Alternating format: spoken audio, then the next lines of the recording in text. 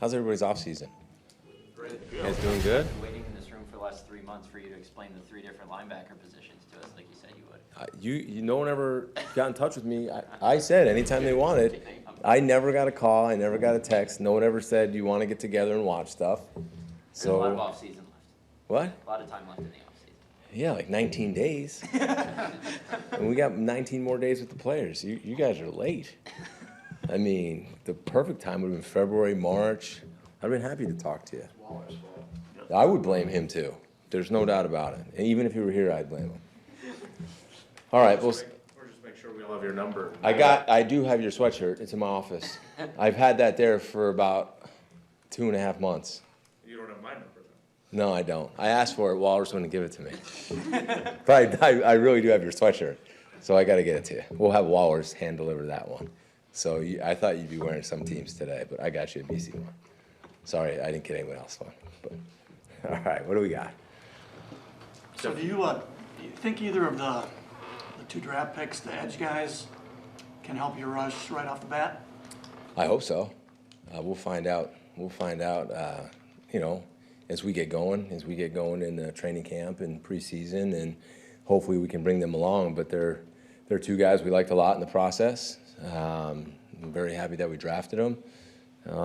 But I think it creates competition, and we'll see. I mean, I hope we can get as much as possible out of them and get some good rush out of them. But they're good players. They both have certain skill sets that we like, and I think they have versatility to them, which we like. Really good guys, smart guys, very competitive, fun to watch their college tape. But we'll find out. I mean, as we really get going now, I mean, there's really not much that we're doing right now other than some individual movement stuff, so it's really hard to tell right off the bat. Is there a place on the game day roster for a guy who's just a special teamer and then a designated rusher? Who are you talking about? Anyone specific? Yeah, the 5th round pick. Oliver? Yeah. I don't see him like that. I don't see him as a DPR and a special teamer. I see him as a guy who has a skill set to play linebacker and to rush off the edge. So I think he can do both. I think he can be an on-the-ball backer, and I believe he can be an edge rusher in certain situations, and I do believe he can be a defensive end in situations. And I think as you guys have gotten to know me, it's about taking the skill set and putting it to use rather than saying, this is our defense, where is he going to play? So we got to get creative and figure out what he can do well. How much can he handle in his first year, right? How much can we teach him? So we're trying to put him in this room and then put him in this room, and he's a sharp guy, but we don't want to overload him so then he gets on the field and he's thinking, because then he's not going to be playing fast and he's not going to be ready to play. Does that make sense? So I think it's our job, though, to get him ready to see what he can do to help us win football games. But I don't just see him as a DPR and a special teamer. I've watched him closely, and I see a skill set that we have to figure out how to put it to use. And that excites me, right? That's the fun thing about coaching. Jeff, what was your reaction with Barron? You know, with him actually being here, draft, and then just kind of getting to know him a little bit here the last couple weeks. Yeah, that was a funny one. We were up there, we drafted him, congratulated him. It was really loud. I thought he was home. So we're on the phone with him, congratulating him. I had no idea he was here. Hung up the phone, we're all slapping high fives, and it's like me, Matt, and Goody, and a bunch of other people are standing in the draft room, and we watch it like on the screen, right? Because it's cool to see when they announce him. And Goodell gets up there and he says, this is a special one because he's here. And everybody's like, whoa, what? He's here? We had no idea he was here. So then we see him walk out. So I think Matt said, we got to get him over here. So that was cool because we had no idea. And then that was really nice because he's here, his family's here, they're emotional, which you usually don't get to see, right? So that's a really cool side of it because it's fun to see how excited they were. Then he goes into the stadium's yelling, he does a Lambeau leap. I mean, that was a really cool deal. So that was cool to be part of. He got here for rookie minicamp, and they just got back today, so I've spent a little bit of time with him, so that will start picking up now. Jeff, how do you guys envision using Nate Hobbs, and how does he fit in with what else you have in that room and moving guys around? Yeah, Nate, I see Nate can play outside and Nate can play inside. So we're gonna have him do both. His film was, when you're getting ready for free agency and you're evaluating tape, it's one thing that you love about him.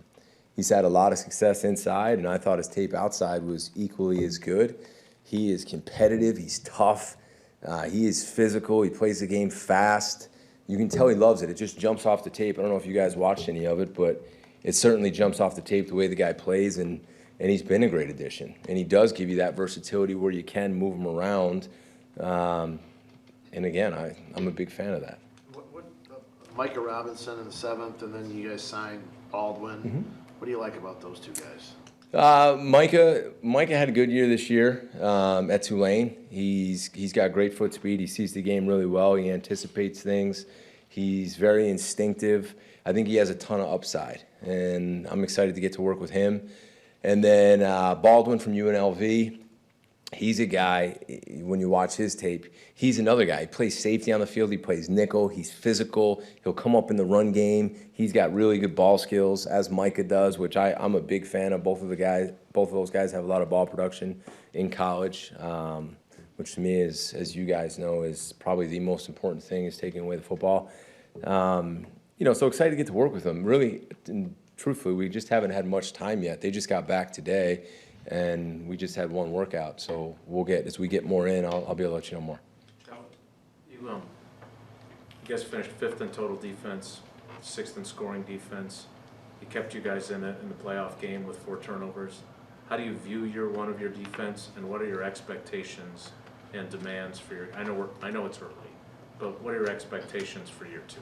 Yeah, I feel like, honestly, you say that, I feel like the season was so long ago, so we've kind of moved so far on. And I mean, this offseason, looking at what we did well, looking at really how we evolved and where we started and where we ended, really to pick up and where we're going, right? So there's a lot that goes into that. First, I would say, I'm proud of the way the guys played in year 1, right?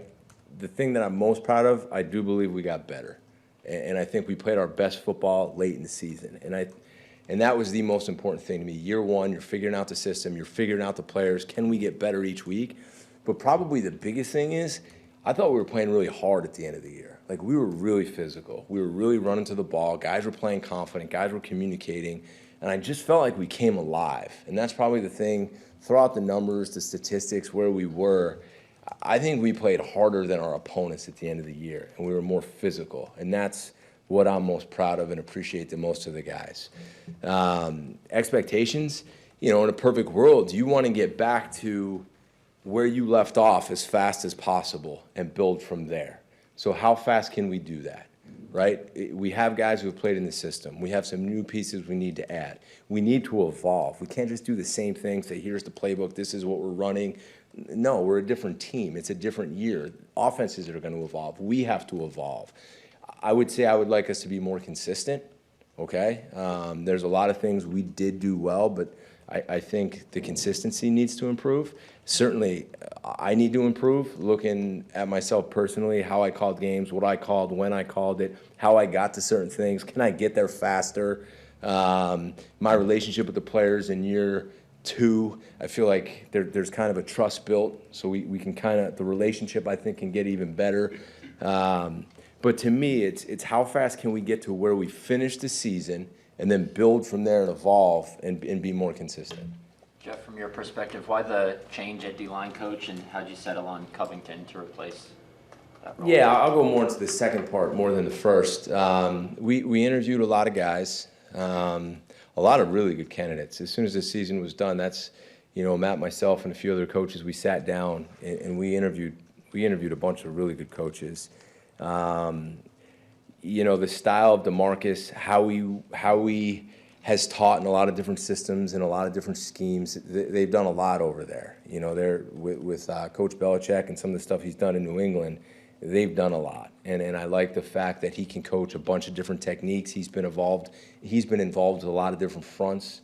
I love his demeanor. I love the way he coaches. I love the relationship he has with his players. We did our homework on him.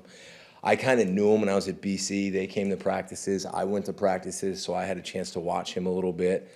Very, very smart, big picture guy, has been a coordinator, right? So he can bring some new ideas, some fresh ideas. I'm big on trying to stay ahead of things, right? So he brings some of that, from their scheme, maybe some of the stuff that we can add in that fits what we do.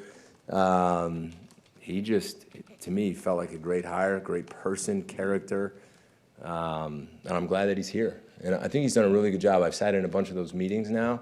He's a really good teacher. He's got a great progression on how he teaches, and I think he's very easy to understand, and I think he's done a very good job with those guys. Matt has said a couple times since the season ended that the way you guys ended up having to rush the quarterback was not how you envisioned it at the start of the season. Would you like to get back to just rushing a traditional 4, or do you want to incorporate some of the exotic stuff you guys did last year again? Yeah, we'll incorporate it for sure. I think that's one area that we need to coach better, and I think we need to see that translate to the field. But yeah, I mean, there was a lot of things that we did, looking back and really spending time in the last few weeks that, I kind of thought would go differently, but then you evolve, right? I mean, the exotics had success, so we ran them. People will have that film now, so they'll be studying the exotics in the off season. So again, we just can't sit here and say, well, it worked last year. It probably won't work as well, right? Because people are studying it right now. So can we rush with 4? Can we rush with 3? But we have to get better. And I'm talking to myself. I need to be better this year. Our coaches need to coach better. Our players need to play better. We just don't want to stay the same. We want to be better. We lost in the playoffs. That wasn't good enough. We felt like we could have played better, even in that last game when the score was 16-10 and we gave up a field goal. I get it. We did some good things in that game, but we could have had another stop, right? So I could have done a better job there. And then who knows what would have happened. So you got to look at it from that lens. And if we're rushing with 4 early in the season, does that mean we're going to be rushing well at the end of the season with 4? No, like we gotta figure it out as we go, but I think we'll be able to do that better. I'm confident there. How have these last few months for you differed, where you have a body of work to look at this past season versus a year ago, and you're coming in new and implementing a new defense? Oh, way different. I mean, last year in the offseason, we were just getting to know each other as a staff. We were trying to figure out who we were going to coach. We were trying to figure out what we were going to be schematically. We're sitting here installing it for the first time. So you take that whole entire offseason, and when the players aren't here especially, and you start watching our film now, what we did, and you do it with a clear mind. Like, we self-scout a lot during the season, right? So, for example, I'll go back before we're about to play a game, and I'll review the last couple of weeks and see what the calls were, how we were attacked. So you try to see what they're looking at. It's a lot easier to do when you have all this time, and you can really pick it apart, and you can really talk about it, and you can really group it all together and see what worked and what didn't and who did what well, right? So that part's been really, really nice. And what's really nice now is when we're with the players, we're watching our tape. We have all this time to sit there and watch what we did and show them what we did well and show them how, we need to get better in certain areas. It's like you and I sitting down, and here was your one-on-one tape with your position coach. Coach, what do I need to improve? Well, I don't have to tell you. I can show you now. Like, that's a huge difference. Right? And I can sit in front of the room and say, hey, guys, we did this well, but then show these clips and say, we got to fix this, or we're not going to be any good next year. So that's been awesome. I think the whole key, though, is you got to get the guys in year 2 to go in with the same beginning mindset that, even though I might have heard this all year, I'm going to listen like I never heard it before and maybe pick up on some things that I didn't really know or understand. That's the key right now. We got to push the guys to have that mindset, like, pretend you're hearing this for the first time again, and continue to hit the little details.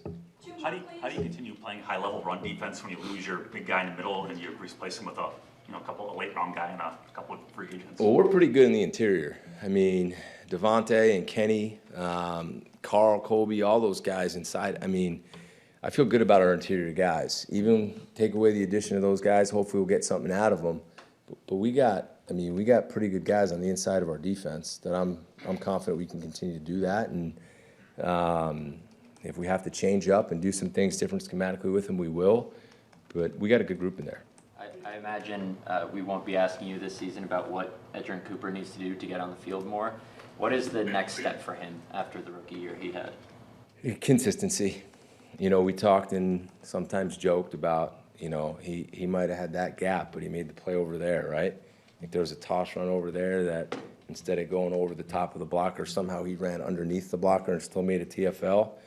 Now it's getting the details down. Now it's lining up exactly where he needs to line up and doing it over and over and over again. because then he's going to show up faster and he's going to make more plays and he's going to become a more consistent player. And have you guys seen him at all lately? No. I mean, when you see him now, he looks different. I mean, he's bigger now. I mean, he's got to be close to 240 pounds. I mean, this is year 2 from him. For him, he knows what it's going to take. He knows what he has to do now to stay healthy. Because as much as we talked about not having him on the field last year, he was injured quite a bit, where he missed a lot of time and didn't practice and couldn't play. Now he knows what it's going to take to stay healthy in this long season. And you can tell he dedicated that time and took care of his body, and he changed his body. And now when you sit with him in that room, he's locked in and he's focused. And now he knows what he's doing. Your first rookie year can kind of be like survival mode a little bit too. So he just needs to be more consistent.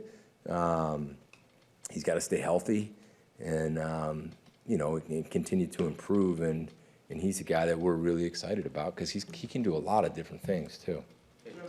Last one, guys. Jeff, up here. Yeah. You talked about your building a relationship with the players. What did you do this offseason to build that relationship with Matt, knowing that, during the season, your first year, you kind of are getting to know each other and what you guys are doing during practice and during games. What was that like? Any conversations, any moments you felt like you two got closer? Yeah, I think the biggest thing, which I really appreciate and respect from him, is as we went through all the cut-ups with the defensive staff, he was in on all those meetings, which I think is really important, which obviously takes more time from his day, but he sat in all of them, and we bounced ideas off of him. I bounced ideas off of him. I asked him what he thought the offense was trying to do here. What do you think they would try to do going forward? What he thinks about certain pressure, certain coverages. We talked a lot more football because I wasn't just meeting with the staff trying to implement the defense, right? So we had a lot more football conversation, and I think that helped a lot. But we spent a lot of time during the season together, too. I mean, we never leave the building in the season, so we're always here. But just more football, more bouncing ideas off of each other. So I think that helped. Hey, Jeff, if you give my sweatshirt to Claire, can we get one more question? You can have another question as long as she doesn't yell. Okay. Because this is the only time you guys get me until like Yeah. training camp, right? Yeah. So, I mean, she's going to get, Waller's going to yell at her. Well, he can yell at me. Okay. It depends on this question, though. If I just walk out, then Oh, no, yeah, but look, throughout the season, you were nothing but extremely positive about Ja. I know you like the other guys you got. You like CV, you like Keyshawn. You're interested now in what you have in Hobbs. Well, what does it do for your defense if somehow the people above your pay grade make things work out with him? What would it do for you to have him back? yeah, I think we'll leave that one up to see what happens rather than talk on any hypotheticals to answer that fairly. I still have to ask. I'm sorry.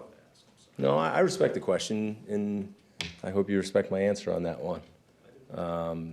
Yeah, so I'd rather not talk about hypotheticals, and whenever everything pans out and we figure out who's here, we will do the very best we can and put them in great positions and making plays, and when I find out, we'll do that.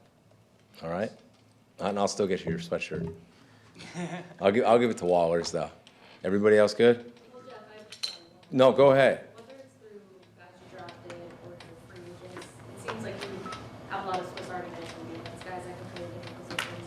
Without giving anything away, of course, how much more creative do you feel like this defense can be now with having guys that can play so many different places? It depends how fast they can learn and how fast they can pick things up, especially some of those younger guys. But I think the more versatility you have, I think it helps. I mean, I think situationally on third down, I think it helps. I think as you get into the red zone, it helps. I think you can come up with some stuff to be creative and really put pressure on the offense based on personnel groupings. Are we playing with 5 down linemen? Are we playing with 4 down linemen? Who counts as the big? Do we have 3 down linemen? Is he a big? Is he an off-the-ball backer? I just think the more pieces you have, is he a nickel? Is he a safety? Do you have 3 safeties on the field? Do you have 2 safeties and 3 corners on the field? I think it makes them think, and I think we can simplify it so it's simple for us and try to be more complicated for the offense. And where it also helps is if guys go down and they get injured, you have guys who have played with experience that you can kind of move them around. So I like it. I'm a fan.